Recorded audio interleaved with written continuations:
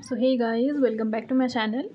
Today we are going to do the chapter that is semiconductors.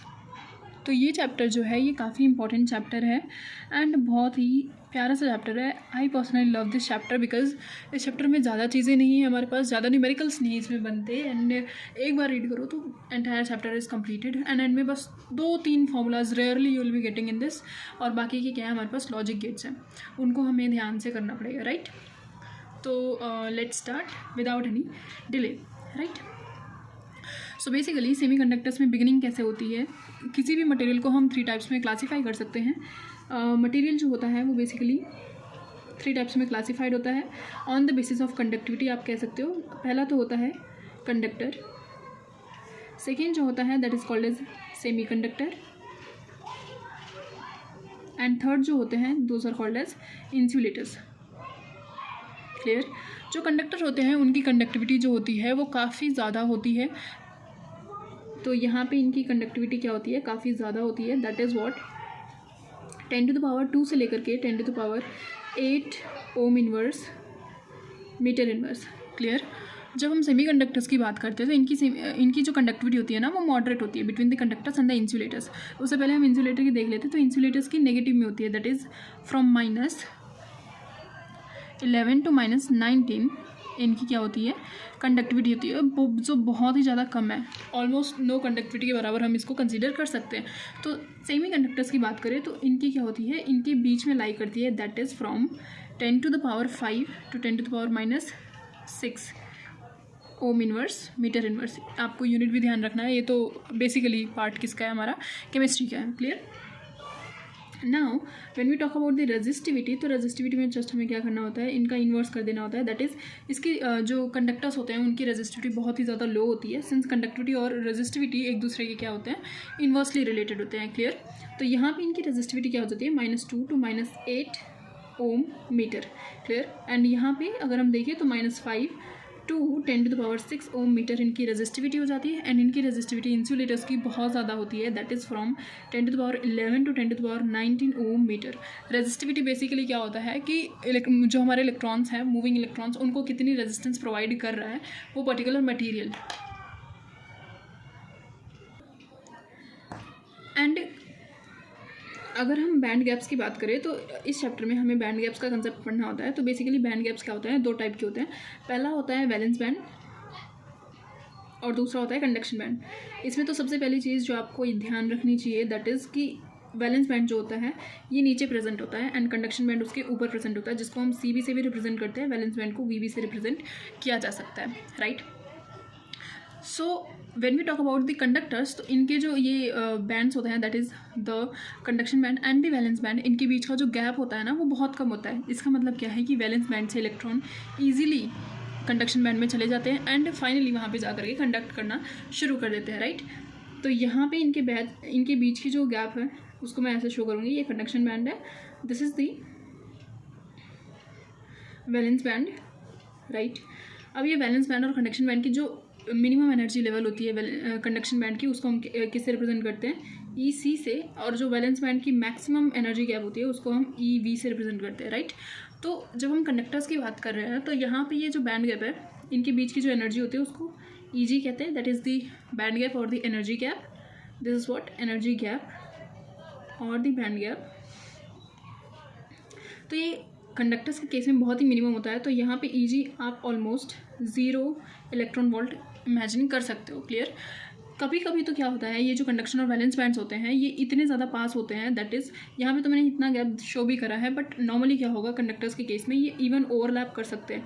That is जो हमारा conduction band है उसका EC वाला reason जो है वो नीचे आ जाएगा और वैलेंस बैंड का EV वाला रीजन ऊपर चला जाएगा. इसको इंटरचेंज कर करके अगर दिया जाएगा तो वो गलत हो जाएगा. ठीक है. EC नीचे आएगा, EV ऊपर जाएगा. ऐसे भी क्वेश्चन आता है इस पर. राइट. ये था अपना वैलेंस बैंड एंड ये था कंडक्शन बैंड. क्लियर. तो यहाँ पे हमने क्या शो किया है, overlapping conduction band and valence band हमने शो करा in the case of conductors. But when we talk about the insulators, तो इनके बीच का ये जो गैप होता है दिस इज़ टू मच, मतलब बहुत ही ज़्यादा होता है. ऑलमोस्ट 3 इलेक्ट्रॉन वोल्ट का इनके बीच में गैप होता है. क्लियर.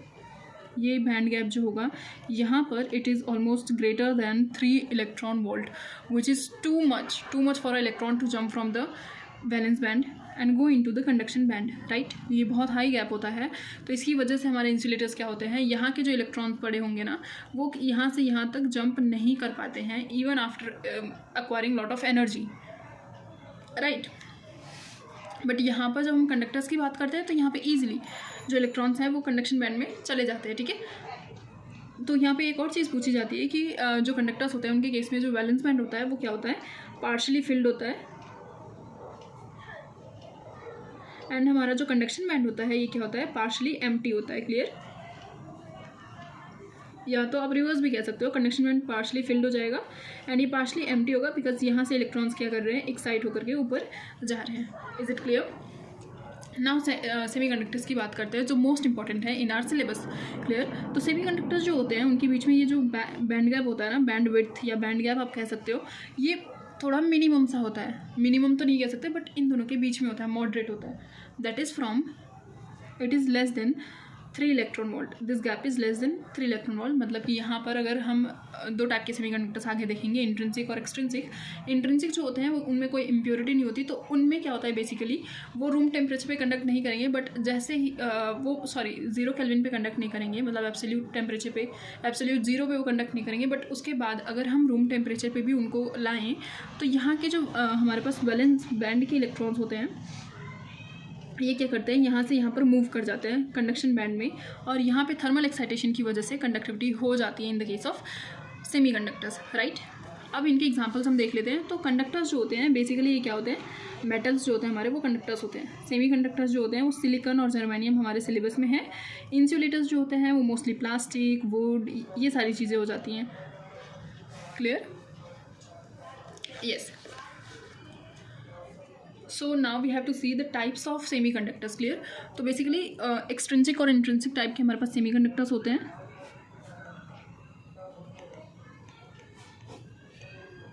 राइट। तो यहाँ पे जो इंट्रिंसिक टाइप ऑफ सेमीकंडक्टर होता है ये क्या होता है कि इसकी जो कंडक्टिविटी होती है वो बहुत ही ज़्यादा कम होती है।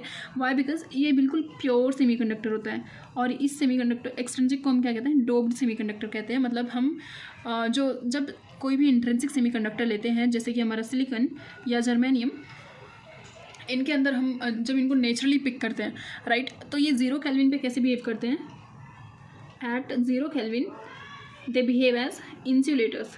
इस पर भी क्वेश्चन आता है, ठीक है।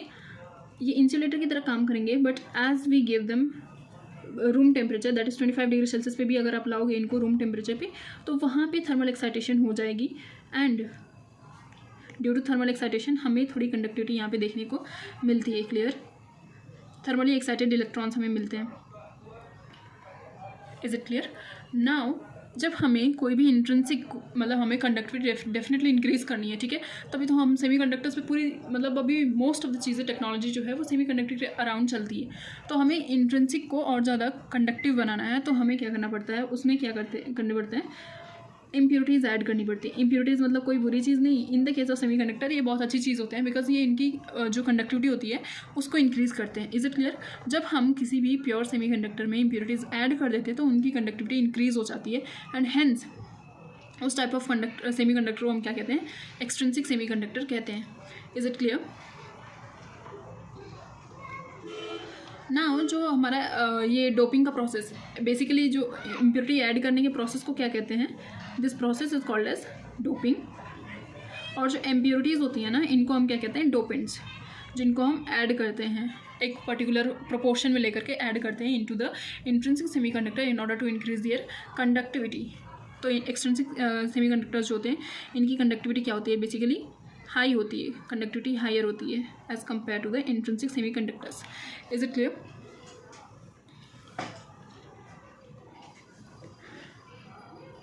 सो हमारे इंट्रिंसिक सेमीकंडक्टर्स जो होते हैं यहाँ पर इलेक्ट्रॉन्स और होल्स होते हैं। अभी मैं आपको बताऊँगी कि होल्स क्या होते हैं बेसिकली। तो जब भी कोई इलेक्ट्रॉन होता है ये अपनी लोकेशन छोड़ करके जाता है, राइट, जब लोकेशन छोड़ करके जाता है तो इस ओरिजिनल पोजीशन पे क्या हो जाता है, एक होल सा चीज़ बन जाता है, एक न्यूट्रल सी चीज़ बन जाती है, उसको जस्ट हम क्या कहते हैं, होल्स कहते हैं, राइट।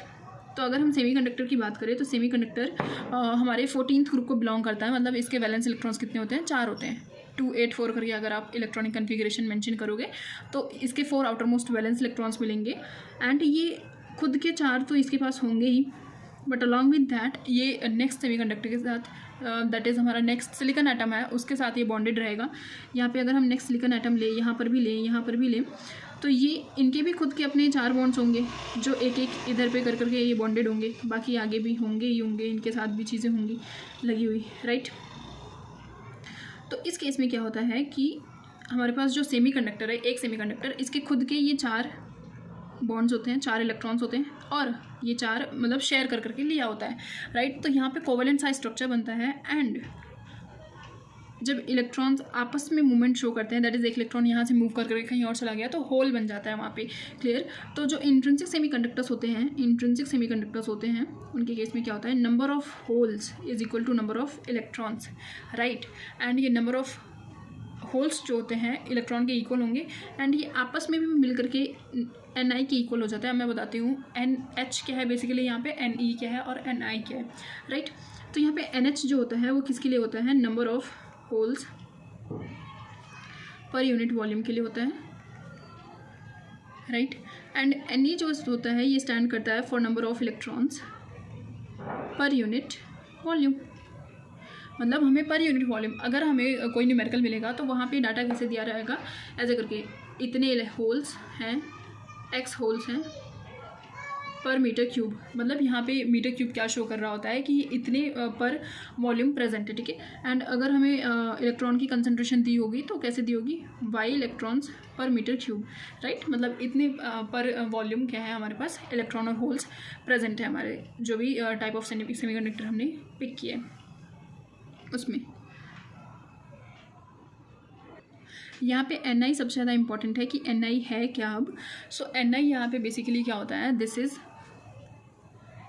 नंबर ऑफ इंट्रिंसिक और you can say the concentration of intrinsic charge carriers. Intrinsic charge carriers जैसे कि हमारे जो होल इलेक्ट्रॉन है, ये होल और इलेक्ट्रॉन ये दोनों ही है जो इंट्रिंसिक चार्ज कैरियर का काम करते हैं। इनकी कंसंट्रेशन को हम क्या कहते हैं, Ni कहते हैं। और यहाँ पे एक मोस्ट इंपॉर्टेंट लॉ आता है that is Ne into NH is equals to Ni square. This law is valid throughout. और ये एक बहुत इंपॉर्टेंट फॉर्मूला बनता है इन दिस सेमीकंडक्टर्स। अगर न्यूमेरिकल आता है in this chapter from this chapter तो ये फॉर्मूला पे ही बेस्ड आने के बहुत हाई चांसेस होते हैं। सो बेसिकली यहाँ पे ये फॉर्मूला किस पे वैलिड होता है, तो ये दोनों पे वैलिड होता है। पहला तो इंट्रिंसिक एंड दूसरा एक्सट्रिंसिक जो सेमीकंडक्टर्स होंगे, हम पी और एन टाइप के सेमीकंडक्टर्स पढ़ेंगे, उनमें भी ये लॉ जो होता है ये वैलिड होता है। This is the most important part of this law, right. तो ये था हमारे बारे में, हमारे इंट्रिंसिक सेमीकंडक्टर्स के बारे में। अब हमें जो देखना है डिटेल में that is extrinsic semiconductors and वही हमारे सिलेबस में मेजरली हमने देखने हैं। तो हमने सेमीकंडक्टर 2 टाइप के देख लिए, पहला इंट्रिंसिक, दूसरा एक्सट्रिंसिक, राइट। अब यहाँ पे एक्सट्रिंसिक टाइप जो होता है ये फर्दर डिवाइडेड होता है इनटू एन टाइप सेमीकंडक्टर, ये पहले आप पी लिख लो, then N type semiconductor, right. अब मैं आपको बताती हूँ कि पी और एन टाइप होता क्या है, because through out this chapter हमने ये सुनने को मिलेगा कि पी एन जंक्शन, राइट। तो अब ये होते क्या, तो पी टाइप यहाँ पे किसके लिए स्टैंड करता है। पहली चीज़ तो आपको ये ध्यान में रखनी है कि ये दोनों ही टाइप्स जो हैं ये इलेक्ट्रिकली न्यूट्रल होते हैं, right. Both are electrically neutral. P type जो होता है इसको पी टाइप क्यों कहते हैं, बिकॉज इसमें जो हमारे पास डोपेंट होती है दैट इज़ इम्प्योरिटी जो हम चूज़ करते हैं वो कौन से ग्रुप की होती है, 13th ग्रुप की होती है, राइट। 13th ग्रुप की इम्प्योरिटी यहाँ पे चूज़ करते हैं हम। एंड एन टाइप बनाते टाइम हम 15th ग्रुप की इम्प्योरिटीज़ चूज़ करते हैं, मतलब 15th ग्रुप के एलिमेंट्स को हम ऐड करते हैं in order to increase their conductivity. Is it clear. अब 13th ग्रुप के जो मेंबर्स होते हैं वो ट्राईवैलेंट होते हैं, बिकॉज उनकी 3 आउटर मोस्ट वैलेंस इलेक्ट्रॉन्स होते हैं, तो वो 3 वैलेंसी होती है इनकी। तो 13th ग्रुप के एलिमेंट्स को हम डोप करते हैं, इनकी हेल्प से डोपिंग करते हैं, या तो इनको हम कह सकते हैं ट्राईवैलेंट एटम्स के साथ हम डोपिंग करते हैं यहाँ पे। एंड 15th ग्रुप वालों को हम कह सकते हैं कि पेंटावैलेंट एटम्स की हेल्प से यहाँ पे क्या हो रही होती है, डोपिंग हो रही होती है। Is it clear. अब इसके एग्जाम्पल्स देखने हैं। तो 13th ग्रुप में हमारे पास क्या आता है, एल्यूमिनियम आ जाता है, गैलियम, इंडियम, राइट। ऐसे बहुत सारे जो 13th ग्रुप के मेंबर्स होते हैं उनको हम यूज़ करते हैं मोस्टली इन डोपिंग। इसमें सबसे ज़्यादा यूज़ एल्यूमिनियम एंड इंडियम किया जाता है। एंड 15th ग्रुप में हमारे पास नाइट्रोजन, फॉस्फोरस वगैरह आता है, तो उसमें फॉस्फोरस, आर्सेनिक, SB जो मोस्ट इंपॉर्टेंट होता है ये एंटीमनी होता है। ये सिंबल में बहुत लोग कन्फ्यूजन होती है, तो this is basically antimony, right. तो ये जो हमारे डोपेंट्स होते हैं in the case of P और N टाइप। अब बेसिकली हम इनको P और N टाइप क्यों कहते हैं? P मतलब पॉजिटिव एंड N मतलब नेगेटिव, राइट। तो यहाँ पे जो ये ट्राइवेलेंट एटम्स हैं ये अपने साथ 3 इलेक्ट्रॉन्स लेकर आते हैं, बट सिलिकॉन को क्या चाहिए होता है अपनी वैलेंसी सेटिस्फाई करने के लिए? इसको तो 4 चाहिए होता है, बिकॉज इसके पास 4 अपने हैं, इसको 4 और चाहिए, राइट। तो एक तो इन्होंने दे दिया, चलो 3 सेटिस्फाई हो गए, बट जो हमारे पास 4th वैलेंस जो हमारी लास्ट बचती है इलेक्ट्रॉन जो इसको चाहिए होता है वो नहीं मिलता। और यहाँ पर क्या रहता है? कोई इलेक्ट्रॉन नहीं बल्कि एक होल रहता है, this is called as hole. एक एक्स्ट्रा होल प्रेजेंट होता है, मतलब होल जो होता है ये न्यूट्रल होता है। बेसिकली हम इसको पॉजिटिव मान सकते हैं, बट ओवरऑल ये न्यूट्रल होता है चीज़, ठीक है। तो यहाँ पे होल प्रेजेंट होता है, बट जब हम अपने पास N टाइप की बात करते हैं तो यहाँ पे क्या सीन होता है कि हमारे पास सिलिकॉन है, इसको ये पेंटावैलेंट एटम्स आकर के 4 वैलेंसीज सेटिस्फाई कर दिए, 4 इलेक्ट्रॉन ला करके। तो बेसिकली इनके पास आउटर मोस्ट कितने इलेक्ट्रॉन्स होंगे? 5 होंगे, राइट। तो 4 तो इन्होंने शेयर कर लिए, बट एक इलेक्ट्रॉन यहाँ पे प्रेजेंट रह जाएगा। तो यहाँ पे N टाइप ऑफ सेमीकंडक्टर बनने लग जाता है, क्योंकि यहाँ पे नंबर ऑफ इलेक्ट्रॉन्स ज़्यादा हो जाते हैं as compare to the number of holes. But P type में क्या होता है? नंबर ऑफ होल्स ज़्यादा हो जाते हैं as compare to the number of electrons. Is it clear? अब होल्स जो होते हैं ये क्या करते हैं? ये खाली है, राइट, न्यूट्रल है, तो ये क्या करेंगे? इलेक्ट्रॉन्स को अपनी ओर अट्रैक्ट करेंगे। तो इलेक्ट्रॉन्स जो होते हैं यहाँ पे मूव कर जाते हैं अपनी लोकेशंस को छोड़ करके। तो बेसिकली ये एक्सेप्टर एटम की तरह काम करते हैं। तो हम यहाँ पे एक और चीज़ कह सकते हैं कि यहाँ पे नंबर ऑफ एक्सेप्टर एटम्स जितने होंगे वो नंबर ऑफ होल्स के इक्विवेलेंट हो जाते हैं। और इस केस में जो हमारे इलेक्ट्रॉन्स हैं वो डोनर की तरह काम करेंगे, दैट इज़ इलेक्ट्रॉन डोनेटिंग यहाँ पे इफेक्ट शो करेंगे। तो number of donor atoms basically equal हो जाते हैं नंबर ऑफ इलेक्ट्रॉन्स के, राइट। ओके, हमारा जो P टाइप का सेमीकंडक्टर होता है यहाँ पे मेजॉरिटी चार्ज कैरियर्स कौन होते हैं? Holes, right. होल्स, क्योंकि सिंस यहाँ पे ज़्यादा है तो हम क्या कहेंगे? होल्स जो होंगे ये मेजॉरिटी चार्ज कैरियर की तरह काम करेंगे, राइट। मेजॉरिटी चार्ज कैरियर हो जाएंगे ये हमारे पास। बट जो हमारे पास होल्स के अलावा होते हैं that is electrons, in the case of P type of semiconductor ये माइनॉरिटी की तरह काम करते हैं। नेम अपने आप सजेस्ट कर रहा है कि ये माइनॉरिटी चार्ज कैरियर क्यों होंगे? क्योंकि इनकी कंसंट्रेशन क्या है? कम है in the case of P type of semiconductor. But हम N टाइप की बात करते हैं तो यहाँ पर नंबर ऑफ मतलब जो यहाँ पे इलेक्ट्रॉन्स होते हैं ये मेजॉरिटी चार्ज कैरियर की तरह अब काम करेंगे, मेजॉरिटी चार्ज कैरियर्स हो जाएंगे ये। And when we talk about the holes तो ये क्या हो जाते हैं? माइनॉरिटी चार्ज कैरियर्स हो जाते हैं,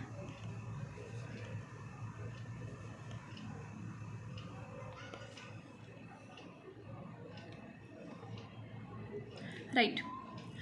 अब हमने जो वैलेंस बैंड की बात की थी और कंडक्शन बैंड की बात की थी, उनका क्या यहाँ पे होता है वो देखते हैं, उनकी इंडिविजुअल इफेक्ट्स क्या होते हैं in the case of P type and the N type of semiconductor. तो जो P टाइप ऑफ सेमीकंडक्टर होता है इसमें वैलेंस बैंड तो ये था, ऊपर वाला क्या था हमारे पास? Conduction band. अब ये जो पॉइंट मैं बता रही हूँ this is going to be very important and the most important part you can say in this in the type of P and N type of semiconductor, ठीक है। तो जो P टाइप ऑफ सेमीकंडक्टर होता है, since यहाँ पे holes आते हैं जो एक्सेप्टर एटम की तरह काम करते हैं, तो यहाँ से इलेक्ट्रॉन्स जो एक्साइट होते हैं ना हमारे पास, यहीं से तो जाते हैं इलेक्ट्रॉन्स कंडक्शन बैंड में और वहाँ पे कंडक्टिविटी शो करते हैं। तो यहाँ पे इनको इतना एनर्जी गैप नहीं लेने की ज़रूरत पड़ती है। ये फंक्शनिंग कैसे होती है P टाइप की वो यहाँ पे हमें समझनी है। तो यहाँ पे जो एक्सेप्टर लेवल होता है ना वो नीचे आ जाता है। मैंने बहुत ज़्यादा ऊपर बना दिया, वैसे ये बहुत ज़्यादा नीचे रहता है, ठीक है। एक्सेप्टर लेवल क्या हो जाता है? नीचे आ जाता है, मतलब इलेक्ट्रॉन अगर यहाँ भी आ गया ना तो इसकी कंडक्टिविटी इंक्रीज हो जाती है, this is called as acceptor level, right. इनको अब इतनी एनर्जी नहीं चाहिए कि इतना बड़ा ये बैंड गैप क्रॉस करे और ऊपर कंडक्शन बैंड में जाए। अब यहाँ पर ही वो एक्सेप्टर जोन जो है यहाँ पे आकर के अपनी कंडक्टिविटी शो कर सकते हैं। और जब हम P टाइप की N टाइप की बात करते हैं तो यहाँ पे हमारा कंडक्शन बैंड रहा ये और ये रहा वैलेंस बैंड, राइट। तो अब यहाँ पे सिंस जो इलेक्ट्रॉन्स होते हैं वो डोनर की तरह इफेक्ट शो करते हैं अपना, तो यहाँ पे जो डोनर लेवल होता है ये यहाँ पर आ जाता है, this becomes the donor level. और यहाँ से इलेक्ट्रॉन्स इजीली डोनेट होकर के कंडक्शन बैंड में चले जाएंगे एंड हमारे पास कंडक्टिविटी इंक्रीज्ड मिलेगी, राइट। तो ऐसे होती है working of the P type and N type of semiconductors. अब हमने यहाँ पे क्या देखनी है, डिवाइसेस देखनी है। तो first type of device that we have to see is the diode. तो डायोड जो होता है ये क्या होता है, बेसिकली एक पीएन जंक्शन ही होता है। Diode is what, it is a PN junction. अब जंक्शन क्या होता है, जब हम मतलब कि हमारा जो पी टाइप और एन टाइप ऑफ सेमीकंडक्टर होता है, इसको हम साथ में जब ज्वाइन करते हैं, फिजिकली नहीं बल्कि केमिकली इसको ज्वाइन करने की ज़रूरत पड़ती है। ये पी टाइप हो जाता है, राइट, एंड ये एन टाइप हो जाता है। इनको जब हम ज्वाइन कर देते हैं तो जो चीज़ बनती है that is called as diode. And यहाँ पे हमें एक स्पेशल रिप्रेजेंटेशन सारी चीज़ों की याद करनी है, जितनी भी डिवाइसेज अब हम आगे देखने वाले हैं। तो डायोड के लिए जो स्पेशल नोटेशन होती है that is something like this, right.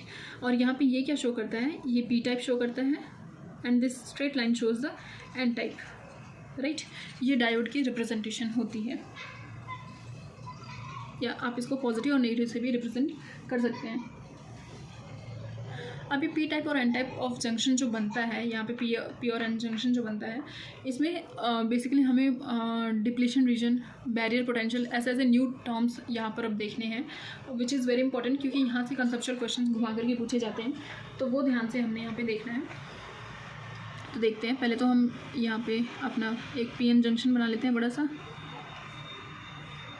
तो यहाँ पे क्या है, हमारे पास होल्स प्रेजेंट है, मतलब ये कौन सा है, पी टाइप है, एंड ये एन टाइप है, बिकॉज यहाँ पे क्या है, इलेक्ट्रॉन्स है, मेजरली यहाँ पे इलेक्ट्रॉन्स हैं।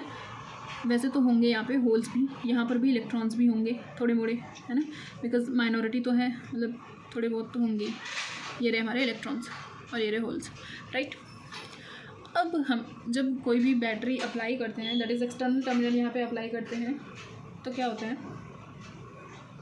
कि यहाँ से सिंस इलेक्ट्रॉन की कंसंट्रेशन हायर होती है, तो हमने ये पता है कि नेचर में हमेशा ऐसे होता है कि जो भी अपनी हायर कंसंट्रेशन पे होता है वो लोअर कंसंट्रेशन की ओर मूव करने की कोशिश करता है। तो होल्स जो होंगे वो डिफ्यूज़ करेंगे इन टुवर्ड्स द इलेक्ट्रॉन साइड, और जो इलेक्ट्रॉन्स होंगे वो होल्स की तरफ मूव करने की कोशिश करेंगे, राइट। तो यहाँ से ये इधर जाएंगे और ये इधर आएंगे, और जब कोई भी होल और इलेक्ट्रॉन आपस में जुड़ता है तो इसको हम क्या कहते हैं कि यहाँ पे क्या हो रही है, रिकॉम्बिनेशन हो रही है, राइट। क्या हो रही है, रिकॉम्बिनेशन हो रही है, ओके।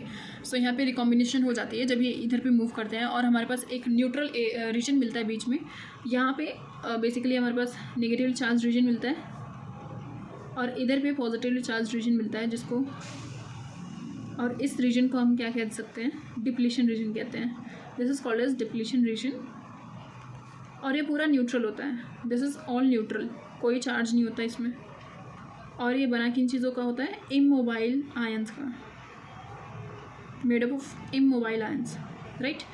और जो पॉजिटिव टाइप के आयंस होते हैं वो किस ओर प्रेजेंट होते हैं, टुवर्ड्स द एन टर्मिनल, ये ध्यान में रखना है, ठीक है। और जो नेगेटिव वाले होते हैं towards the P terminal present होते हैं।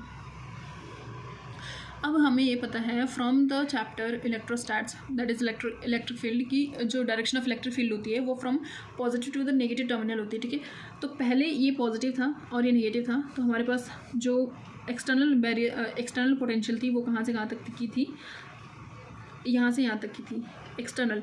बट सिंस जब हमारे पास मूवमेंट हुई इलेक्ट्रॉन और होल्स की आपस में, तो एक प्लस से लेकर के माइनस तक यहाँ पर एक हमारे पास क्या डेवलप हो गई, एक वी बैरियर डेवलप हो जाती है। इसको हम बैरियर पोटेंशियल कहते हैं। क्यों? क्योंकि हमारे पास जो इधर की पोटेंशियल थी उसको रिवर्स, दैट इज़ उसको काउंटर करने के लिए अपोजिट डायरेक्शन में, क्योंकि ये बैरियर डेवलप होता है, तो यहाँ पे हम वी एक्सटर्नल कह सकते हैं, और जो वी बैरियर बनता है वो अपोजिट डायरेक्शन में बनता है, राइट। तो ये चीज़ों को क्या करता है, जो माइनॉरिटी चार्ज कैरियर्स थे उनको फ्लो करने से रोकता है, इधर से पॉजिटिव इधर से नेगेटिव। तो नेगेटिव वाली चीज़ें जो होती हैं ये रिपेल होती हैं, दैट इज़ इलेक्ट्रॉन जो माइनॉरिटी चार्ज कैरियर्स थे वो पी टाइप में ही रह जाते हैं, और होल्स जो माइनॉरिटी चार्ज कैरियर्स इधर पे थे एन टाइप में, वो प्लस चार्ज से रिपेल होकर के यहीं पर रह जाते हैं, राइट। तो ये था हमारे पीएन जंक्शन की वर्किंग का टाइप। और फिर आगे हमने क्या देखना है कि पीएन जंक्शन की हम बायसिंग कैसे कर सकते हैं। बायसिंग मतलब जब हम किसी भी एक्सटर्नल टाइप ऑफ पोटेंशियल के साथ किसी को सपोर्ट करेंगे, किसी को सपोर्ट नहीं करेंगे। जैसे कि जब हम पॉजिटिव टर्मिनल से positive terminal of the diode connect कर देते हैं, तो वहाँ पे हम पॉजिटिव टर्मिनल को क्या कर रहे होते हैं, सपोर्ट कर रहे होते हैं, तो वो बायसिंग होती है। एंड वो उस टाइप ऑफ बायसिंग को हम क्या कहते हैं, फॉरवर्ड बायसिंग कहते हैं। This is called as forward biasing, जहाँ पे हम पी टाइप ऑफ जो पी टाइप है हमारा पीएन जंक्शन का, उसको positive terminal of the battery से कनेक्ट करते हैं, जैसे कि ये रहा, right. So here you can see कि अपने पास जो पी टाइप है उसको हमने पॉजिटिव से कनेक्ट किया और एन टाइप को एन टाइप से कनेक्ट किया, दैट इज़ नेगेटिव टर्मिनल से कनेक्ट किया। तो ये था हमारे पास फॉरवर्ड बायसिंग। तो इसमें बेसिकली क्या होती है, मेन चीज़ें जो हमें याद रखनी है कि डिप्लीशन विड्थ जो होती है, जो हमने आगे देखा था, पीछे देखा था कि डिप्लीशन विड्थ जो होती है ये कम हो जाएगी, इट विल डिक्रीज, मतलब कि कंडक्शन थोड़ा और फास्ट हो जाता है। क्यों? क्योंकि अगर आप देखो कि पॉजिटिव से पॉजिटिव को अगर आप कनेक्ट करेंगे तो यहाँ पे पॉजिटिव रिपेल करेंगे और होल्स की मूवमेंट ज़्यादा होगी, राइट। और यहाँ पे अगर आपने, चलो यहाँ पे मैं कनेक्ट करके शो कर देती हूँ, अगर यहाँ पर आपने पॉजिटिव को पॉजिटिव से कनेक्ट किया तो ये होल्स आपस में रिपेल करेंगे, इधर पे आ नहीं सकते, तो ये इधर की ओर मूवमेंट शो करेंगे होल्स, और इलेक्ट्रॉन्स जो होंगे वो इधर की मूवमेंट शो करते हैं। तो ये डिप्लीशन विड्थ जो होती है ना वो कम होती जाती है with the time, and hence इनके बीच का गैप कम हो जाता है और जो कंडक्टिविटी होती है वो इंक्रीज्ड ओवरऑल मिलती है। यहाँ पे जो हमें करंट मिलेगा वो मिली एम्पियर्स में मिलेगा। मिली एम्पियर्स आई नो बहुत छोटा है, बट सिंस जो सेमीकंडक्टर डिवाइसेस वगैरह होती हैं, सेमीकंडक्टर जो होते हैं, चिप्स वगैरह, ये बेसिकली यूज़ होते हैं हमारे फ़ोन में, तो यहाँ पर हमें बहुत ज़्यादा 10 एम्पियर 5 एम्पियर की करंट की कोई ज़रूरत नहीं होती, छोटी छोटी करंट की ज़रूरत होती है, छोटे अमाउंट की। तो इसके लिए मिली एम्पियर करंट जो होता है ये भी बहुत होता है, राइट। और यहाँ पे जो हमारा बैरियर पोटेंशियल बनता है वो अपोजिट डायरेक्शन में बनता है, और क्या करता है, डिप्लीशन विड्थ को कम करने में हेल्प करता है।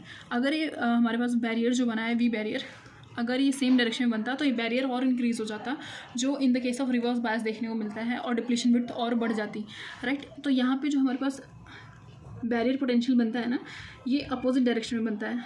Barrier potential is opposite to the external potential, जो बहुत अच्छी बात है, और यही हेल्प करता है डिप्लीशन विड्थ को कम करने के लिए।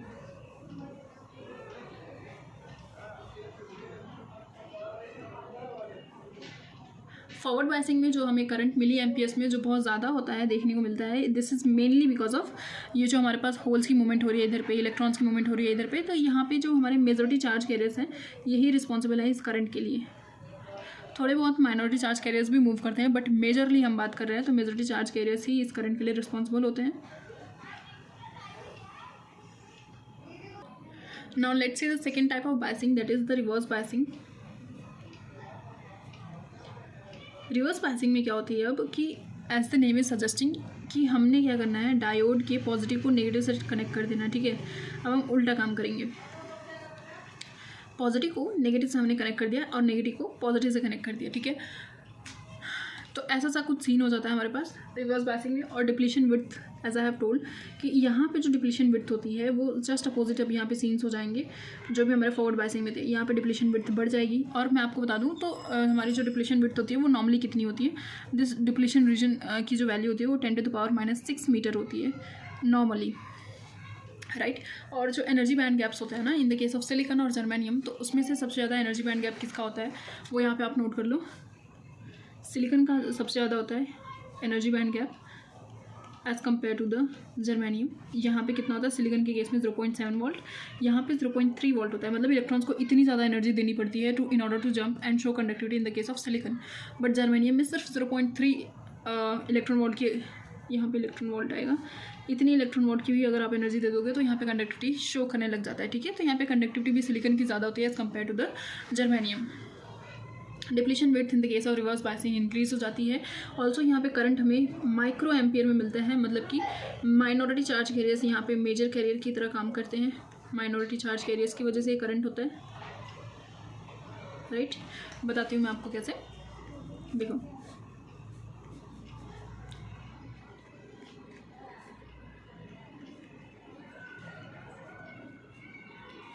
अब यहाँ होल्स के पास हमारे पास कौन सा रीजन था, माइनस वाला था, और यहाँ पे पॉजिटिव वाला था, ठीक है।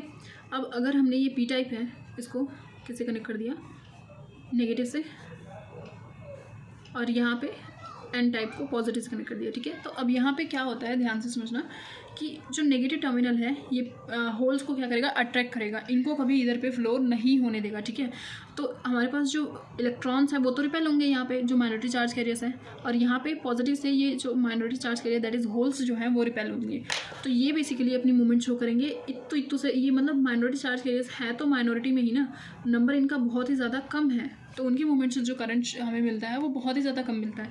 इसीलिए हम रिवर्स बायसिंग बहुत कम जगहों पर यूज़ करते हैं, बट इसके अपने ही एडवांटेजेस होते हैं, वो भी हम देखेंगे आगे कि क्यों ही हम यूज़ करते हैं इसको, ठीक है। जब इतना कम करंट मिलता है, इन द माइक्रो एम्पियर्स जब हमें करंट मिलता है, फिर भी क्यों यूज़ करते हैं, ठीक है। और यहाँ पर जो हमारे पास क्या बनती है, V barrier, that is the barrier potential जो बनता है। एक्सटर्नल बैरियर कहाँ से है आप मुझे बता दो, तो इधर से प्लस से माइनस की, और यहाँ पे है हमारे पास वी एक्सटर्नल।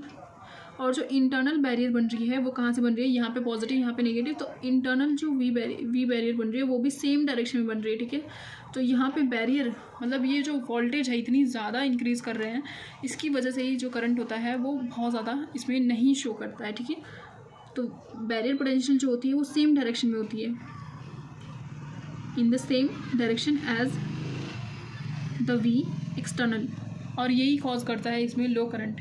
यही रीज़न होता है कि इसमें करंट इतना कम क्यों फ्लो करता है, ठीक है। अब यहाँ पे हमें क्या समझना है, next thing that we have to see is कि इनके वी आई कैरेक्टरिस्टिक्स क्या है। तो इस चैप्टर में बेसिकली हमें चैप्टर्स में बस पॉइंटर्स और ग्राफ्स ही देखने हैं, फॉर्मूले तो एक ही दो, ठीक है। तो ग्राफ यहाँ पे सबसे पहला हमारा आ रहा है जो which is very very important, that is the V I characteristics. Graph को हम और क्या कहते हैं, यहाँ पे वी आई कैरेक्टरिस्टिक्स भी कहते हैं in the case of semiconductors, ठीक है। तो इसको हम V I characteristic of the PN junction कह सकते हैं, वी आई कैरेक्टरिस्टिक्स। यहाँ पे करंट जो होता है वो मिली एम्पियर, मतलब बहुत ज़्यादा वैल्यू है, और यहाँ पे माइक्रो एम्पियर में हम शो करते हैं। यहाँ पे पॉजिटिव वोल्टेज होती है, यहाँ पे नेगेटिव वोल्टेज होती है, ठीक है। तो जब हम फॉरवर्ड बायसिंग की बात करते हैं तो यहाँ पे थोड़े रीजन तक क्या होता है कि इंक्रीज़ जो होता है वो करंट का नहीं होता है, दैट इज़ 0.7 वोल्ट के आगे ही क्या होता है हमारे पास करंट में राइज देखने को मिलता है। और इधर पे क्या होता है, ये हमारे पास फॉरवर्ड बायसिंग को शो कर रहा होता है, ठीक है। इस वोल्टेज को क्या कहते हैं, नी वोल्टेज भी कहते हैं, this is called as knee voltage, right. और रिवर्स बायसिंग यहाँ पे होती है। तो बेसिकली जब आप बहुत यहाँ पे वोल्टेज में बहुत ज़्यादा इंक्रीज़ आता है तो करंट में थोड़ा थोड़ा ही इंक्रीज़ आता है, बट एक पॉइंट आता है जहाँ पर थोड़े से ही वोल्टेज के इंक्रीज़ में करंट जो होता है वो बहुत ज़्यादा स्पार्कली इंक्रीज़ करता है, जहाँ पे इस वोल्टेज को हम क्या कहते हैं, जेनर वोल्टेज या तो ब्रेकडाउन वोल्टेज। क्यों, यहाँ पे एवलांच का एक मैकेनिज्म होता है, दैट इज़ करंट का एवलांच आ जाता है,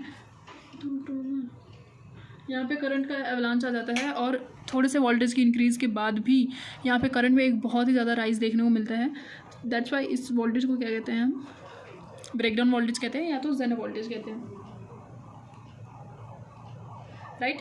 और ये इंक्रीज जो होता है ये किसकी वजह से होता है, इंटरनल फील्ड एमिशन की वजह से होता है। मतलब कि अंदर से जो मैकेनिज्म चल रहा होता है in the case of reverse bias वाली कंडीशन, उसकी वजह से होता है, इंटरनल फील्ड एमिशन की वजह से।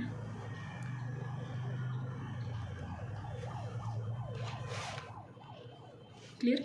अब ये ग्राफ आप अगर रिकॉल करो तो वी आई ग्राफ्स जो होते हैं वो क्या होते हैं,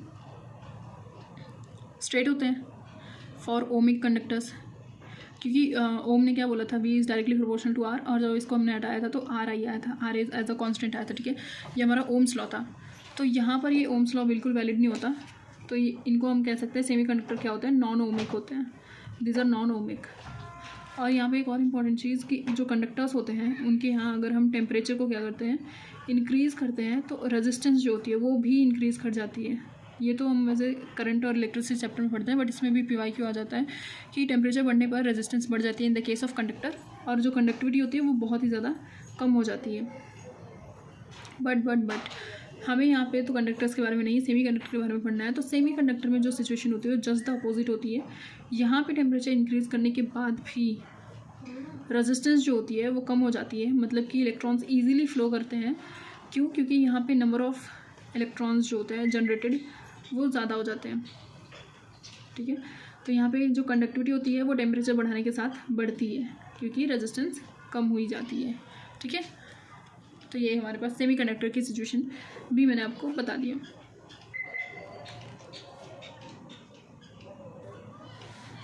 अब हमें डायोड की क्या देखनी है, एप्लीकेशन। डायोड के बारे में हमने सब कुछ पढ़ लिया, इसके VI कैरेक्टरिस्टिक्स एंड ये नॉन ओमिक होता है, ये सिचुएशंस भी हमने देख लिया, ठीक है।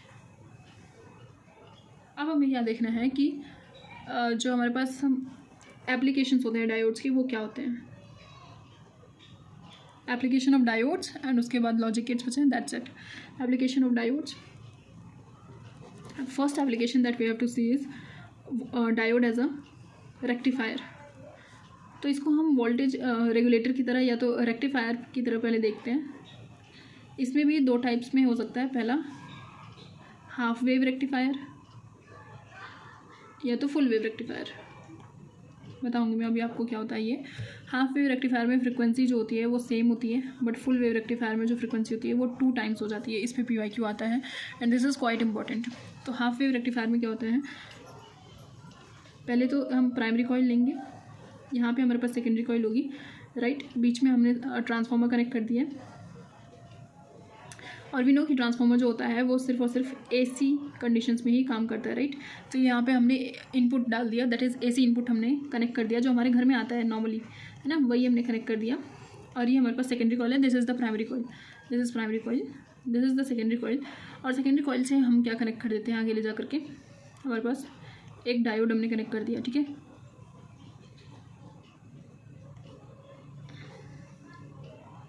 और यहाँ से हमारा लोड कनेक्टेड है।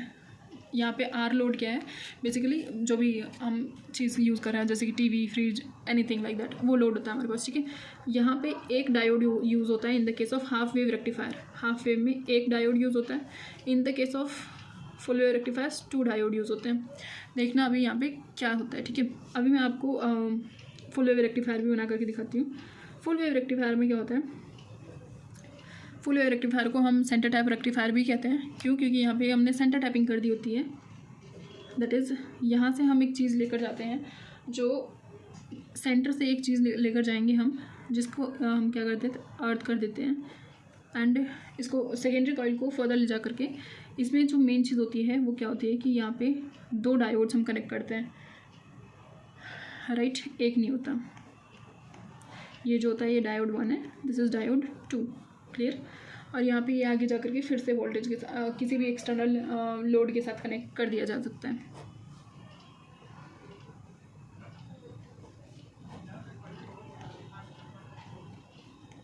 राइट।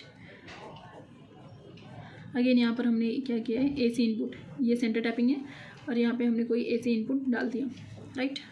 अब इसकी वर्किंग मैं आपको बताती हूँ कि हमने अगर ये पल्सेटिंग सा क्या डाला, अपना AC, this is input voltage या तो करंट बोल सकते हो आप, ठीक है।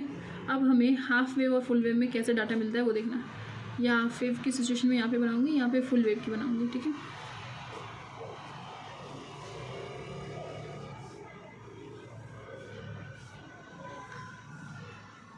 राइट, लेट्स सी, ये वोल्टेज हो सकता है या तो करंट, सेम वेरिएशन यहाँ पे देखने को मिलती है वोल्टेज और करंट की, ठीक है। तो हाफ वेव रेक्टिफायर की स्टडी करते हैं, तो सबसे पहले अगर कोई पल्सेटिंग सा वोल्टेज आया, दैट इज़ कभी प्लस कभी माइनस, कभी प्लस कभी माइनस, अगर हमें DC में कन्वर्ट करना है इसको, दैट इज़ एक डायरेक्शन में इसकी मूवमेंट करानी है, तो हम उसको एक डायोड से कनेक्ट कर देते हैं, जो क्या करता है कि अगर यहाँ पे positive half of the cycle आ रहा होता है, तो ये क्या हो जाता है, पॉजिटिव के साथ पॉजिटिव और नेगेटिव के साथ नेगेटिव। उस सिचुएशन में ये फॉरवर्ड बायस की तरह काम करने लग जाता है, और हमारे पास जो आउटपुट वोल्टेज होता है वो कुछ ऐसा मिलता है। But in the second situation क्या होती है, जैसे ही वो negative half of the cycle शुरू करता है, तो नेगेटिव के साथ पॉजिटिव कनेक्ट हो जाता है, मतलब सेकेंड सिचुएशन में वो रिवर्स बायस हो जाता है, और यहाँ पे कोई भी वोल्टेज आउटपुट ये नहीं देता है। अगेन जब positive half of the cycle आती है, तो फिर से ये अपना आउटपुट दे देता है, और फिर से जब कोई negative half of the cycle आती है, तो ये रिवर्स बायस सिचुएशन हो जाती है। यहाँ पे फॉरवर्ड बायस सिचुएशन थी, यहाँ पे रिवर्स बायस हो जाती है, इसलिए कोई हमारे पास वोल्टेज या आउटपुट करंट नहीं मिलता। सिमिलर सी सिचुएशन चलती रहती है। और जब हम फुल वेव रेक्टिफायर की बात करते हैं, तो अगर हमने पहले क्या किया, positive half of the cycle आती है, तो हमारा डायोड 1 जो होता है वो उसके साथ क्या होता है, फॉरवर्ड बायसिंग में होता है, ठीक है।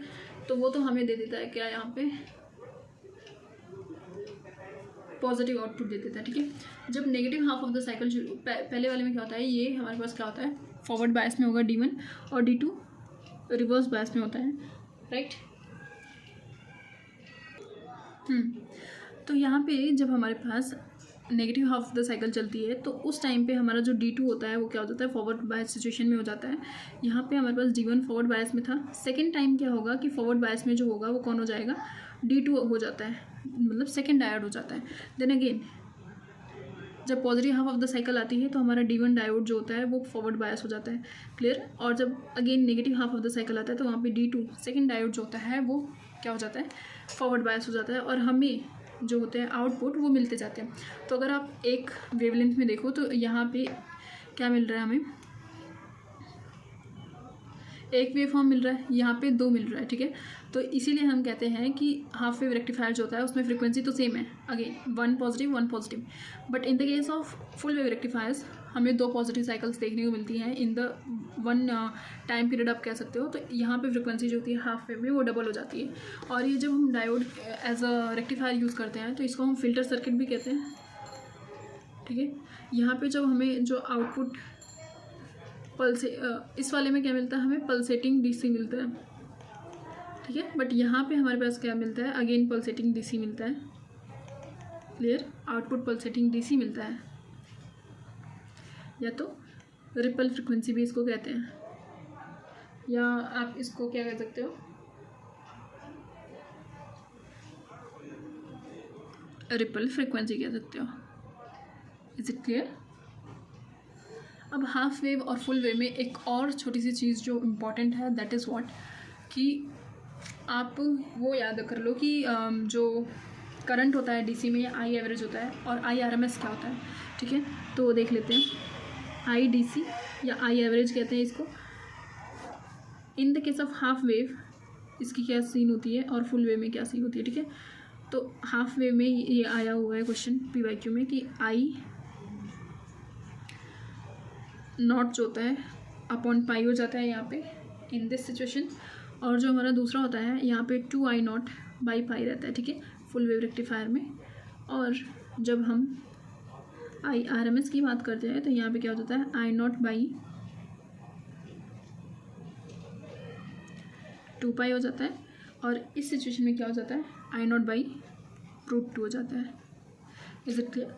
तो इस पे क्वेश्चन आ चुके हैं, सो मार्क इट एज स्टार। और अगर हम एफिशिएंसी की बात करते हैं तो हमारा जो हाफ वेव रेक्टिफायर होता है उसकी 40% एफिशिएंसी होती है और दूसरे वाले की 80% होती है, that is full wave rectifier की, ठीक है।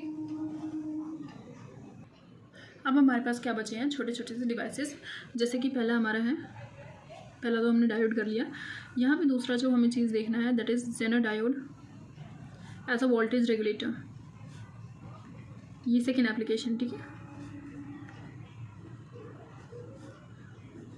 तो इसमें सबसे मोस्ट इंपॉर्टेंट थिंग जो पूछी जा सकती है वो क्या है कि जेनर डायोड जो होता है ये हाईली डोप्ड सिचुएशन में काम करता है और along with that reverse bias में क्या काम करता है। That is the most important thing कि ये रिवर्स बायस में ही काम करता है। इसकी रिप्रेजेंटेशन कैसे होती है, जो डायोड की रिप्रेजेंटेशन थी वैसी ही होगी, बट यहाँ पे उसको डिस्टिंग्विश करने के लिए ऐसा सा हम उसका एंड बना देते हैं, ठीक है।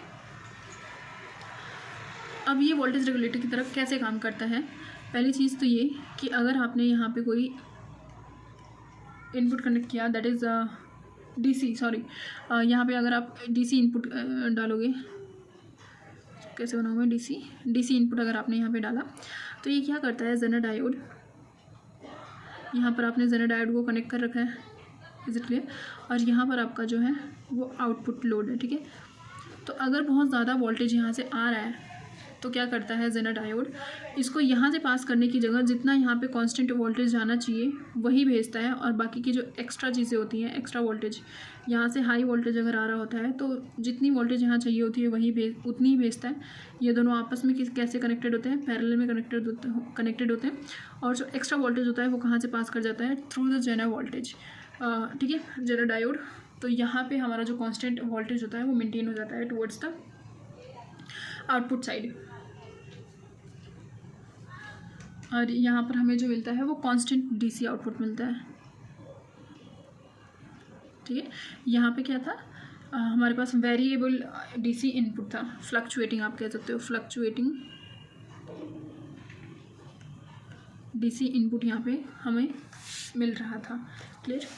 Now the third device that we have to see is photodiode. तो फोटोडायोड जो होती है ये बेसिकली कैसे काम करती है, अगेन रिवर्स और फॉरवर्ड दोनों में काम कर सकती है, बट मोस्ट इंपॉर्टेंट ये रिवर्स में मोस्टली काम करती है, क्योंकि ये छोटे छोटे चेंजेस जो होते हैं वो रिवर्स बायस में डिटेक्ट किए जा सकते हैं। दैट इज़ फ्रैक्शनल चेंज भी अगर हो रहा है इन द करंट तो it is easily observed, right. तो और फोटोडायोड के जो यूजर्स होते हैं वो बर्गलर अलार्म्स में, मनी काउंटिंग मशीन्स जो होती हैं, नोट काउंटिंग मशीन्स, वहाँ पर भी यूज़ होता है, राइट। कितने नंबर ऑफ पर्सनस एंटर कर रहे हैं उसके लिए भी हम फोटोडायोड का ही यूज़ करते हैं।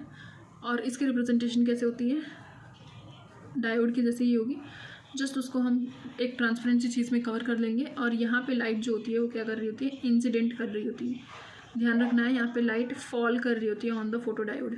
Is it clear. और ये फोटोडायोड जो होता है ये रिवर्स बायस में मोस्टली काम करता है, एंड इसकी जो वी आई कैरेक्टरिस्टिक्स हैं वो सब मोस्ट इंपॉर्टेंट है, बिकॉज उस पर क्वेश्चन आया हुआ है। दैट इज़ व्हाट, इसकी जो वी आई कैरेक्टरिस्टिक्स है वो पहली चीज़ तो ये ध्यान रखना है कि थर्ड क्वाड्रेंट में बनती है, थर्ड क्वाड्रेंट में बनती है। रिवर्स बायस सिचुएशन में आपको याद है वी आई कैरेक्टरिस्टिक्स कैसा था, ऐसा, और इधर पे ही बन रहा था थर्ड क्वाड्रेंट में। तो यहाँ पर भी थर्ड क्वाड्रेंट में भी हमें मिलता है। यहाँ पे इंटेंसिटी 1 है, यहाँ पे intensity 2। As you can see कि इंटेंसिटी 2 जो है वो ग्रेटर देन इंटेंसिटी 1 होगी, क्योंकि यहाँ पे हमारे पास करंट क्या है, माइक्रो एम्पियर में मिल रहा है, ठीक है। तो यहाँ पे सिंस करंट ज़्यादा है तो यहाँ पे इंटेंसिटी भी ज़्यादा होगी, बिकॉज इंटेंसिटी और करंट क्या होता है, आपस में डायरेक्टली रिलेटेड होता है ना। पर यहाँ पे रिवर्स बायस सिचुएशन में काम कर रहा होता है। तो ये इसकी वी आई कैरेक्टरिस्टिक्स थे, right. Now the second last device जो हमें देखनी है that is what, LED. LED का पहले तो फुल फॉर्म क्या है, this is light emitting diode. तो ये नाम इसका बता रहा है कि क्या करता है, लाइट एमिट करता है, राइट। और इसकी रिप्रेजेंटेशन कैसे होती है, डायोड की तरह ही होगा, ट्रांसपेरेंट से बल्ब में इसको हम कवर करेंगे, बट इस पे लाइट जो होगी वो क्या करेगी, यहाँ से एमिट हो रही होगी, दिस टाइम लाइट यहाँ से निकल रही होगी, ठीक है। फोटो डायोड में क्या था, लाइट उसके ऊपर इंसिडेंट हो रही थी, क्लियर, और वो काम कर रहा था। तो एलईडी लाइट्स जो थी, इसमें ब्लू लाइट जो थी उसको बनाना सबसे ज़्यादा मुश्किल था, क्योंकि उसकी वेवलेंथ जो होती है वो बहुत कम होती है और एनर्जी का बहुत ज़्यादा होता है, तो उतनी एनर्जी हम प्रोवाइड नहीं कर पा रहे थे। बट और ये highly doped forward bias condition में काम करती है, राइट। बट जैसे ही ब्लू कलर की लाइट बनाना, एलईडी बनाना पॉसिबल हुआ, बूम ही हमें देखने को मिला एलईडीज़ का in every field, right. LED ही अब हर जगह पे देखने को मोस्टली मिलती है। Highly doped forward bias situation में ये काम करती है, एंड इसकी वी आई कैरेक्टरिस्टिक्स कुछ ऐसी होती है। आपको ये सारे तो नहीं याद करने की कौन किसको रिप्रेजेंट करता है, बट ये ज़रूर याद कर लेना कि यहाँ पे वाइट आने लग जाता है और यहाँ पे जो हमारे पास इंफ्रारेड और रेड रीजन्स होते हैं वो शो करते हैं, ठीक है। और यहाँ पे करंट है in the milliampere, here is the voltage. Now the last device that we have to see is solar cell. तो सोलर सेल आजकल हर जगह पे यूज़ होता है और बेसिकली ये इसमें कोई बायसिंग की ज़रूरत नहीं पड़ती, नो बायसिंग नीडेड, राइट। ये कैसा होता है, हमारा ये पीएन जंक्शन है, जिसमें जो पी टाइप होता है वो बहुत ज़्यादा थिन होता है। क्यों, क्योंकि लाइट यहाँ पे पेनिट्रेट करनी चाहिए, है ना। लाइट यहाँ पे पेनिट्रेट कर करके एन टाइप तक, मतलब पीएन जंक्शन तक पहुँचनी चाहिए। तो पी जो होता है ये थिन होता है, ठीक है। पी टाइप जो होती है वो हम इसमें थोड़ी थिन रखते हैं और एन टाइप को थोड़ा थिक रखते हैं, ठीक है। अब इसको हम क्या करते हैं, कनेक्ट कर देते हैं टू द आउटपुट, और यहाँ पे जितनी भी हमारे पास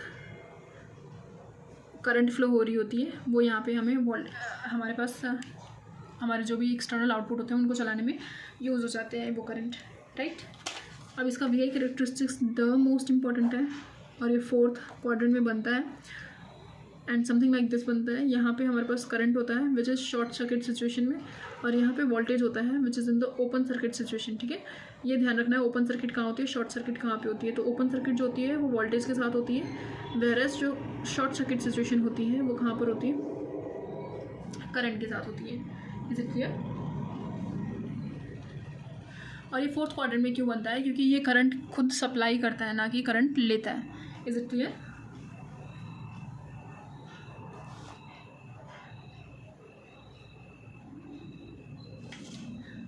सो ये हमारे पास जितनी भी डिवाइसेस थी I have tried to cover. Now we have to see the logic gates. Right, logic gates जो है ये बहुत सिंपल से टॉपिक है. तो बेसिकली हमारे पास दो तो यूनिवर्सल होते हैं, 2 यूनिवर्सल लॉजिक गेट्स हैं. इस पर क्वेश्चन आया हुआ है कि यूनिवर्सल लॉजिक गेट्स कौन कौन से होते हैं. पहला तो हमारा नैंड होता है और दूसरा नॉर होता है. राइट, ये एन जो लगे होते हैं ना नॉट को छोड़ करके, वो सारे क्या होता है हमारे पास यूनिवर्सल की तरह काम करते हैं. और जो बचे हुए हैं वो 3 हैं, दैट इज़ और, एंड नॉट. ठीक है, अब यहाँ पे हमें ट्रुथ टेबल, बूलियन अलजेब्रा, इन सब चीज़ों को देखना है. और अगर एक बार आपको बूलियन अलजेब्रा याद हो गया सो ये जस्ट कप ऑफ केक बन जाएगा आपको लॉजिक गेट्स. ठीक है, इनके रिप्रेजेंटेशन में यहीं पे बना देती हूँ.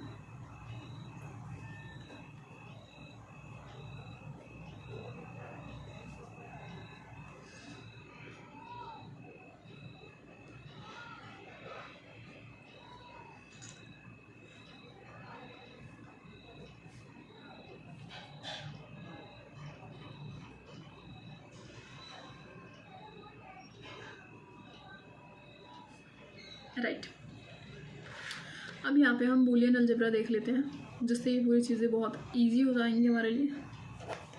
Is it clear? Boolean algebra देखते हैं. तो इसमें क्या होता है कि कोई भी हमारे पास मतलब ये कंप्यूटर की जो डिवाइसेस होती हैं उनमें लैंग्वेज जो होती है वो बेसिकली 1 और 0 के फॉर्म में सब कुछ कम्युनिकेशन होता है. ठीक है, उससे ही हम डाटा को फीड करते हैं उनमें. तो 1 और 0 सब कुछ होता है फॉर अ कंप्यूटर लैंग्वेज. ठीक है, तो ए और बी से हम यहाँ पे रिप्रेजेंट करते हैं हमारे इनपुट चीज़ों को, इनपुट वेव फॉर्म्स को आप कह सकते हो. तो अगर ए के साथ 1 को अगर आप ऐड कर रहे हो तो ए ही आता है, ए के साथ 0 ऐड करोगे तो ए आता है, ए के साथ ए ऐड करोगे तब भी ए ही आता है.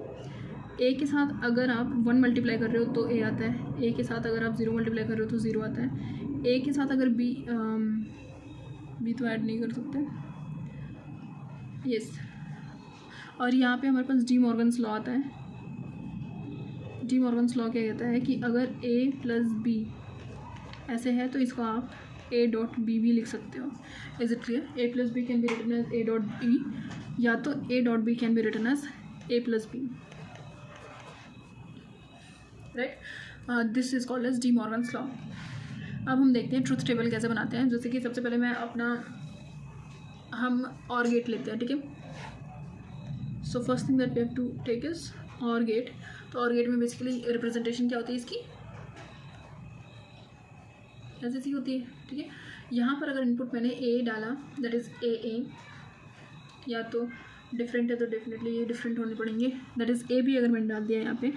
तो ये और गेट क्या करता है, जो भी चीज़ आती है उसको, सपोज़ आपने इनपुट ए और बी को डाला है तो ये क्या कर देता है, उनको एडअप कर देता है, that is A plus B कर देता है. और इसको हम y की तरह, मतलब ये हमारा आउटपुट वेव फॉर्म मिल रहा होता है. इनपुट में a भी है एंड आउटपुट में y में अज्यूम कर लेती हूँ. तो बनाने के लिए हमें खुद से यहाँ पे डाटाज रखने पड़ते हैं. 0 0 1 1, 0 के साथ 0, 0 के साथ 1, 1 के साथ 0, 1 के साथ 1. ठीक है, तो अगर हम 0 को 0 में ऐड करेंगे तो क्या आएगा 0, 0 को 1 के साथ ऐड करेंगे तो 1, 1 plus 0 is 1, 1 plus 1 is 1. Right, तो यहाँ पे चीज़ें एडिशन की तरह चलती हैं. अगर एक भी चीज़ पॉजिटिव में है तो हमारे पास पॉजिटिव में आंसर आता है उसका. ठीक है, और जब हम एंड गेट की बात करते हैं तो एंड गेट क्या करता है, इसकी रिप्रेजेंटेशन कुछ ऐसी होती है, डी सा होता है. ठीक है, अगर हम इस इनपुट इसमें ए बी डालते हैं तो यहाँ पे ये ए इंटू बी करके दे देता है. दैट इज़ अगर एक चीज़ भी 0 है तो ये उसको ओवरऑल रिजल्ट को 0 कर देती है. जैसे कि इसका truth, this is called is what, truth table. मैंने जो बनाया है इसको ट्रुथ टेबल कहते हैं. अगर हम एंड गेट के लिए बनाएं तो इसमें भी सेम वे में बनाएंगे. राइट, ए के लिए 0 0 1 1, देन अगेन 0 1 0 1. राइट, तो ए 0 इंटू 0 क्या हो जाता है 0, 0 into 1 is 0, 1 into 0 is 0, 1 into 1 is 1. Right, तो यहाँ पे अगर एक भी चीज़ 0 है तो ये ओवरऑल को 0 कर देती है. इसमें एक भी चीज़ पॉजिटिव थी तो उसको वो पॉजिटिव करके रख देता है. और राइट, थर्ड दैट यहाँ पे आता है दैट इज़ नॉट गेट, जो सबसे सिंपलेस्ट होता है. जो भी इनपुट डाटा आ रहा है उसको जस्ट ये रिवर्स कर देता है. जैसे कि इसकी पहली चीज़ तो ये रिप्रेजेंटेशन कुछ ऐसी होती है. राइट, अगर यहाँ पे आप ए दे रहे हो तो ये इसके ऊपर ए बार लगा देते हैं. इसका मतलब जस्ट रिवर्स है. अगर आपका इनपुट क्या है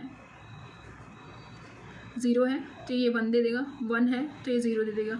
ये हमारे पास सबसे सिंपलेस्ट फॉर्म होता है नॉट का, और ये इसका ट्रुथ टेबल हो जाता है। Clear? This is of and gate, this is of or gate, and this is of not gate. Is it clear? अब हम देखते हैं किसका, नॉर गेट का। तो नॉर गेट क्या कर देता है बेसिकली, और गेट a+1 a+b करता था, ये a+b का बार कर देगा, दैट इज़ उसका जस्ट द रिवर्स सीन कर देगा। देखते हैं कैसे। तो इसकी रिप्रेजेंटेशन समथिंग लाइक दिस है, right.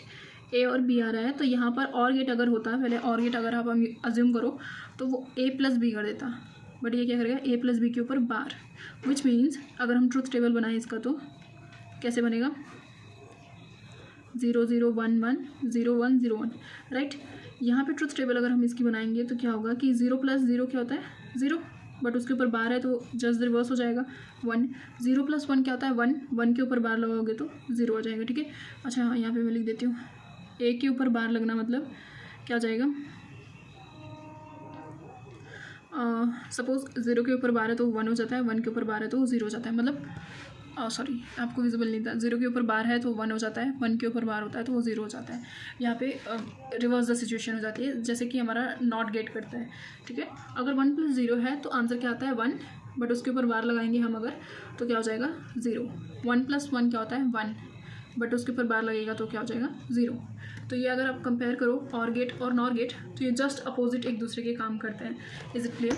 Now the last one that we have to see is NAND gate, ठीक है। तो नैंड गेट कैसा दिखता है, पहले तो वो बना लेते हैं, डी जैसा दिखता है और यहाँ पे एक नॉट लगा हुआ था, ठीक है। a+b अगर हम एंड गेट को इमेजिन करें तो वो क्या करता था, a.b कर देता था, ये क्या कर देगा a.b के ऊपर बार लगा देगा। इसका ट्रुथ टेबल बनाते हैं अब हम नैंड गेट का, राइट। तो यहाँ पे क्या होता है 0 0 1 1 0 1 0 1, राइट। 0 × 0 क्या होता है 0, बट उसके ऊपर बार लगेगा तो 1 हो जाएगा। 0 × 1 0, बट बार लगेगा तो अगेन 1 हो जाएगा। 1 0 सा 0, बट बार लगेगा तो अगेन 1, 1 1 सा 1, बट बार लगेगा तो अगेन यहाँ पे 0 आंसर आ जाएगा। तो ये हमारे पास नैंड की टेबल थी जो जस्ट अपोजिट ऑफ एंड लगेगी। अगर आप कंपेयर करो, यहाँ पे शुरू की सिचुएशंस में 0 आ रहा है, यहाँ पे 1 आ रहा है, ठीक है। तो एंड और नैंड अपोजिट एक दूसरे के काम करते हैं, और नॉर अपोजिट एक दूसरे के काम करते हैं, राइट। यहाँ पे एक और छोटी सी short trick which I would like to tell from my side is कि आपको ये करना चाहिए यहाँ पे when you are like solving any question, complicated series अगर हमको मिली है सॉल्व करने के लिए ऑफ एनी लॉजिक गेट, तो आप उसको कैसे सॉल्व करो कि अगर ये हमारे पास कौन सा गेट है, फर्स्ट टेल मी दैट, और तो नहीं है, this is nor, right. Nor जो होता है यहाँ पे अगर इनपुट हमारे पास a है तो उसको रिवर्स कर देगा, अगर यहाँ पर a+b है तो उसको रिवर्स करके a+b का बार कर देगा, समझ आ रहा है। अगर a+b बार हमारे पास इनपुट है तो a+b ये आउटपुट कर देता है। ये शॉर्ट ट्रिक है नॉर गेट के लिए, ठीक है। और सिमिलरली ये शॉर्ट ट्रिक काम करती है फॉर द नैंड गेट, समझ आ रहा है कैसे। नैंड गेट में अगर आप कोई सिचुएशन लो, जैसे कि यहाँ पर b हमने डाला तो क्या कर देगा, b इन्वर्स कर देगा। अगर आपने इसमें a.b डाला तो ये क्या कर देता है, a.b का बार कर देता है। a.b बार डाला तो ये a.b कर देगा, ठीक है। तो ये आपको बहुत लेंदी जो टाइप की सिचुएशन बन जाती है in the connected system series, उसको ओवरकम करने के लिए और उसको सॉल्व करने के लिए बहुत ज़्यादा हेल्पफुल होता है ये short trick, right. And the last short trick that I would like to tell you is कि आपको अगर नंबर ऑफ नॉर और नैंड और हमारे पास जो नैंड और नॉर गेट्स आते हैं उनको हम यूज़ करके क्या बना सकते हैं, हमारे पास जो ये 4 थे ना, और एंड नॉट, इनको बना सकते हैं हम। नैंड और नॉर को हम क्यों यूनिवर्सल गेट्स कहते हैं, बिकॉज उनको यूज़ करके हम सारे बाकी गेट्स बना सकते हैं। Let's see how. मैं बना करके आपको मतलब ऐसे सर्किट तो नहीं दिखाऊंगी, but I would tell you कि आपको याद कैसे करना है वो चीज़ को, ठीक है। एंड ईजिली आप उसको क्वेश्चन में आइडेंटिफाई करके एंड जस्ट सेकंड्स में आंसर निकाल सकते हो। देखो, फ्रॉम नॉर गेट अगर हम बात करें, ये यूनिवर्सल गेट है, ये इतना तो हमें पता है। तो यहाँ से हम तीनों गेट्स बना सकते हैं, दैट इज़ और एंड नॉट बना सकते हैं, ठीक है। तो सबसे पहला तो यहाँ पे हमारे पास क्या आता है, अगर आपको नॉट बनाना है तो जस्ट एक नॉर की ज़रूरत पड़ेगी। अगर आपको और बनाना है तो यहाँ पे 2 नॉर गेट्स की ज़रूरत पड़ेगी। एंड अगर आपको यहाँ पे एंड बनाना है तो 3 नॉर की ज़रूरत पड़ती है। ठीक है, अब इसको याद कैसे करोगे कि नॉर जो है इसमें ओ आर आ रहा है। ठीक है, तो ओ आर में 2 लेटर्स हैं, तो इसको बनाने के लिए सिर्फ 2 नॉर की ज़रूरत पड़ेगी।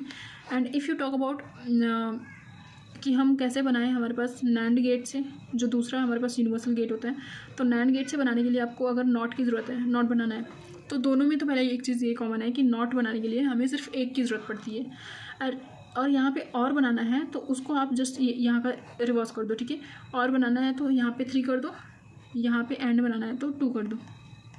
Getting my point. तो यहाँ पे बेसिकली आपको याद क्या रखना है कि और वाला जो है नॉर से बनाने के लिए सिर्फ 2 चाहिए होता है। एंड ऑटोमेटिक है कि जो हमारा एंड होगा उसके लिए 3 चाहिए होगा। एंड अगर नैंड से बनाना है हमें और, तो वहाँ पे 2 नहीं 3 चाहिए होगा। एंड अगर एंड बनाना है तो वहाँ पे 2 चाहिए होगा। ऐसे आप इन चीज़ों को याद रख सकते हो। Is it clear? तो I try to cover each and every point of this chapter from basic, right? And I hope you did like this session. If you did like, then don't forget to like, share and subscribe. Thank you so much for watching my video.